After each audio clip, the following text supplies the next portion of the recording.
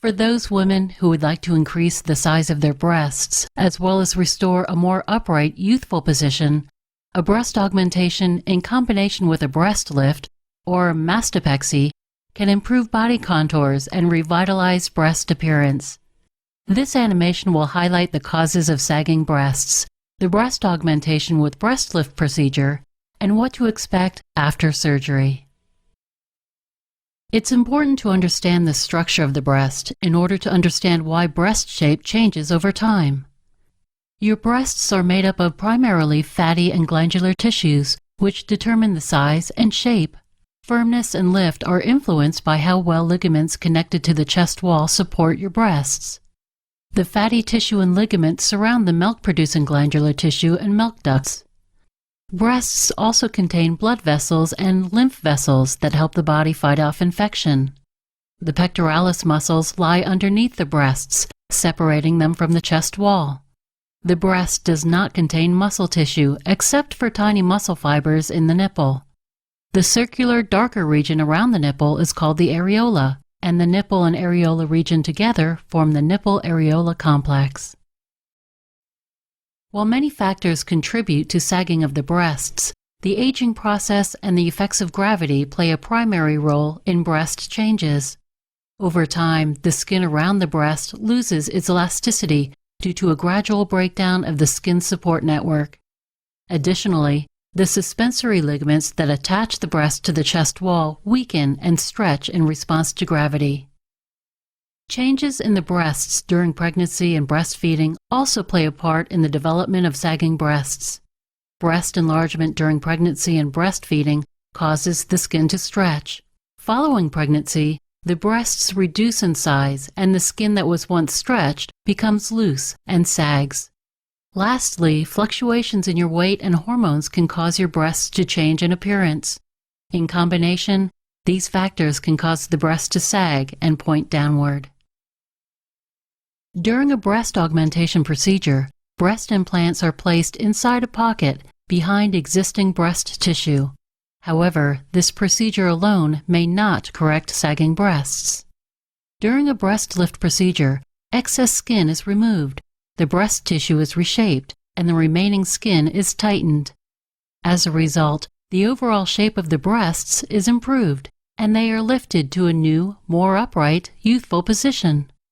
A breast augmentation in combination with a breast lift results in total breast rejuvenation by increasing the size of the breast while restoring a firmer, more youthful appearance.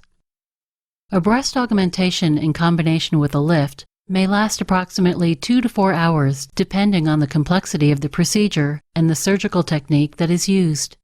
Your surgeon will draw incision guidelines on your breasts.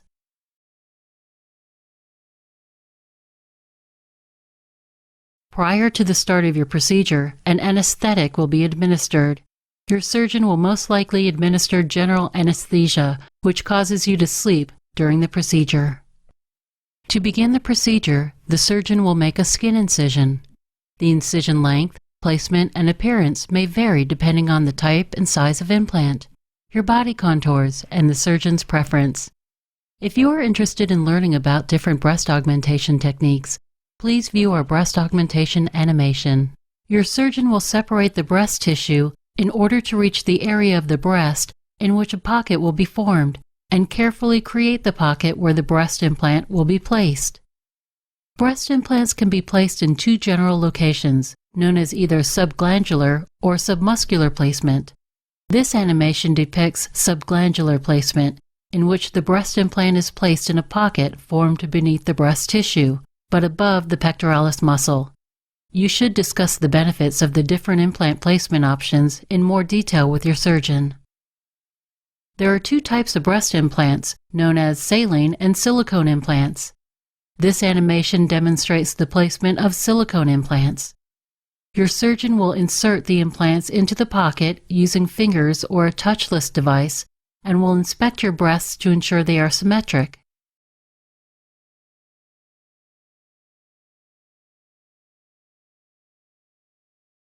Adjustments may be made to the pocket and the position of the breast implant itself to ensure that the desired look is achieved. Once the breast implants are in place, the surgeon will begin the breast lift procedure. This animation demonstrates the vertical technique. If you are interested in learning about the different breast lift techniques, please view our breast lift animation. An incision is made along the pre-marked lines. The area that extends above the areola marks the new upper perimeter of the areola. The V-shaped area below the areola will be pulled together and tightened, lifting the breast. Using a variety of surgical instruments, the surgeon lifts the skin and separates it from the underlying tissues below. While the breast skin is removed, the areola nipple complex is left intact. Some doctors may choose to use internal sutures within the glandular tissue, or a mesh product to give the breast additional support. Once the excess skin has been removed, the new skin edges are brought together and temporarily held in place with surgical staples or clamps, and the nipple areola complex is slid into its new higher position, revealing the basic shape of the new breast. The surgeon will close the incision by placing internal dissolvable sutures around the new border of the areola and along the skin edges. Some surgeons choose to place external sutures along the incision as well.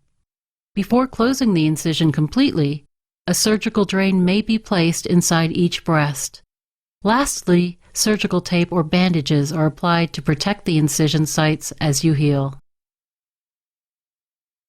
Breast lift procedures typically are done in outpatient surgery facilities, meaning you should be ready to go home the same day, usually within 1 to 2 hours following surgery. Before you leave, your doctor may fit you with a compression dressing or bra to help reduce swelling by preventing fluid buildup, as well as provide comfort and support as you heal.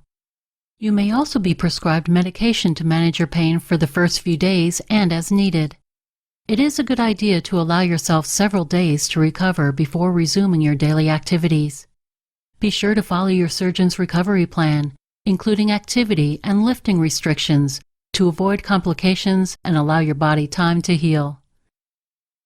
If surgical drains are present, they, along with any bandages, will likely be removed within the first week following surgery, while any non-dissolvable stitches may stay in place for 7 to 10 days.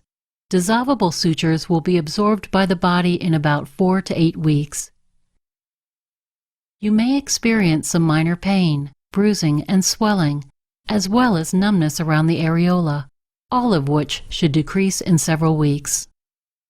Consult your surgeon regarding how implants may affect breastfeeding and mammograms, risks such as rupture or capsular contracture, in which scar tissue may compress and distort an implant, and options for future revision since implants are not intended to last a lifetime. You will notice a difference in size, shape, and position of your breasts immediately following your procedure. You may continue to notice a change in the appearance of your breasts as swelling decreases.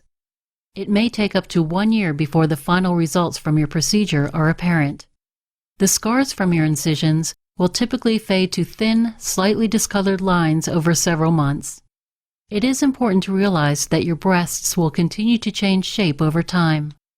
A breast lift with implants cannot stop the aging process, but it can restore the fuller, shapelier appearance that you desire for years to come.